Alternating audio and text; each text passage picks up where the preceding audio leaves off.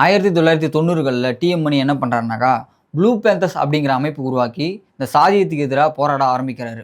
அதே வேளையில் இந்த சாதி பிரச்சனையை தீர்க்கறதுல தமிழ் தேசியவாத சித்தாந்தம் இருக்குல்ல, அது இந்து மதத்தினுடைய அடித்தளமாக இருக்குது அப்படிங்கிறத புரிஞ்சுக்கிறாரு. இதை பார்க்கும்போது நமக்கு அண்ணன் ரஞ்சித் அவர்கள் இருக்கார்ல, அவருடைய மெட்ராஸ் படத்தினுடைய டைலாக் தான் ஞாபகத்துக்கு வருது. இங்க இருக்கிறவனுங்கள தமிழ்னு பேசுறானுங்க, ஜாதி மதம்னா கட்டி தூக்கி நின்னுக்கிறானுங்க. இவருடைய இயக்கம் வந்ததுக்கு அப்புறமா சாதி இந்துக்கள் வீடுகளில் போயிட்டு தலித் மக்கள் சாப்பாடு வாங்குறது, பண்டிகை காலங்களில் பலகாரம் வாங்குறது, திருவிழா காலங்களில் கஞ்சி வாங்குறது, இது எல்லாத்தையுமே தலித் மக்கள் நிறுத்திட்டாங்க. இந்த அமைப்புகள் மூலமாக கிராமங்களில் வேலை செஞ்சுட்டு இருந்தப்போ அவருக்கு கிடைச்ச அந்த அனுபவங்களை வச்சும், அந்த அனுபவங்கள் மூலமாக அவருக்கு கிடைச்ச அந்த கருத்தியல்களை வச்சும் செந்தமிழ்நாட்டு சேரிகள் சாதி ஒழிந்தது அப்படின்னு சொல்லிட்டு 2 புத்தகங்கள் எழுதுறாரு. தலித்துகள் தாக்கப்படுறப்பையும் கொடுமைக்குள்ளாக்கும் போதும் அவங்களுக்காக அனுதாபப்படுறதுக்கு மற்ற சாதியிலேருந்து ஆட்கள் இருக்கிறாங்க.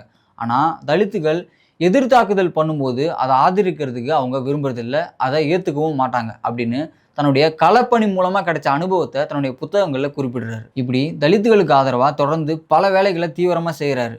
இப்படி தலித் மக்களுக்காக வேலை செஞ்சதுக்காகவே இவரை பல முறை சிறையில் அடைக்கிறாங்க. இப்படி தன்னையும் அடிமைத்தனத்திலிருந்து விடுவிச்சுக்கிட்டு தன்னை சுற்றி இருந்த தலித் மக்களையும் விடுதலை நோக்கி நகர்த்திட்டு இருந்த டிஎம் மணி அப்படிங்கிற உமர் ஃபாரூக் அவர்களை போலவே நாமளும் நமக்குள்ள இருக்கிற சமூக ஏற்றத்தாழ்வுகள் எல்லாத்தையுமே நீக்கி சகோதரத்துவத்தின் மூலமா இந்த சமூக விடுதலையை சாத்தியப்படுத்துவோம்.